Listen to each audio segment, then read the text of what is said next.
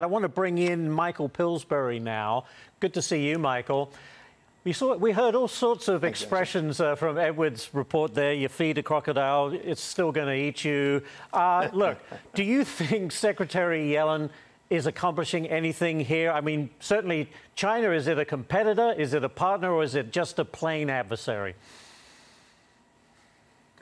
Well, as I have said to you before, Ashley, they perceive Janet Yellen as their friend. They see her as the pro-China voice in the advisors around President Biden.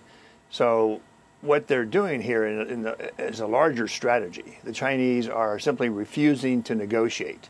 They won't enter into talks at all. They're refusing to restart the military channel to try to prevent accidental war. Why? Because we have sanctions on their defense minister. So this kind of trip is really a hopeless maneuver, in my view, because there's no actual negotiations going on. What President Trump did, I think because of his real estate background in New York, he really forced Xi Jinping to the table. It began at their dinner in Buenos Aires, December 1st, and then the deadline was set that night at the dinner. You have 90 days to negotiate a trade agreement with us. Here's the rough draft. It was 90 pages long by coincidence. Wow. And the deadline wasn't exactly met, but there was a trade agreement. And there was a back and forth, Ashley, for 3 or 4 months over specific paragraphs and language and enforcement. Nothing like that's happening with China now. The Biden team has kind of scared China that they're going to defend Taiwan, and they cut off the chips, the smartest chips being sold. So the Chinese are confused when Janet Yellen comes to town and says, you know, we're not trying to contain you, we want more investment and more trade.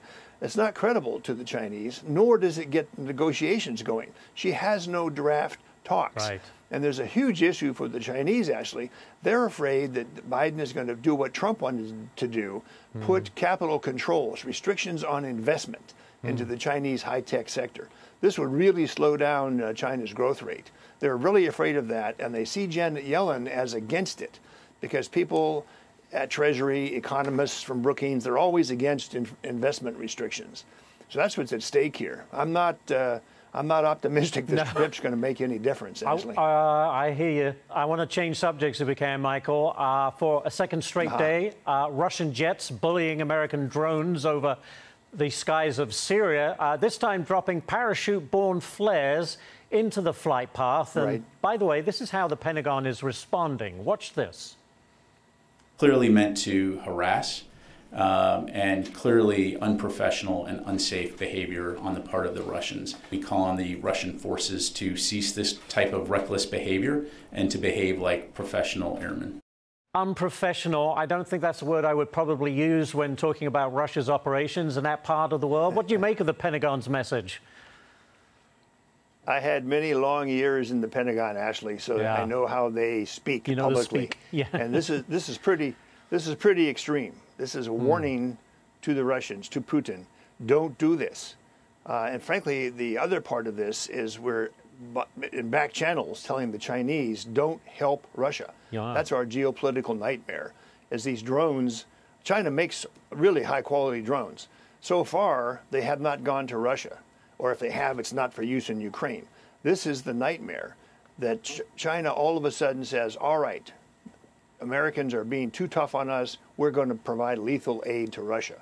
Then the Pentagon will really have to start speaking more bluntly and warning both Moscow and Beijing. I'm afraid we're on the verge of that happening, Ashley. I got to get this one in, Michael, because I find it very interesting. A group of former senior national security folks held secret talks with Russians believed to be close to the Kremlin. Clearly, they're trying to lay the groundwork for peace negotiations.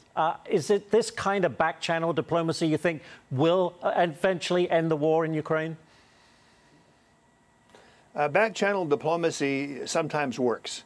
Often it's amateurs who don't know the issues, and they just confuse everybody. When it's professionals who understand some of the issues of how are we going to enforce a ceasefire in the Ukraine, then back-channel talks can help. Right. So I'm not against back channel, but you need people who know what they're talking about, or you just mislead both sides, Ashley. You know what? Then things can get worse. Yeah, we don't want that. We covered a lot of ground, Michael, and as always, so much, really appreciate your expertise in these areas. It's very much appreciated.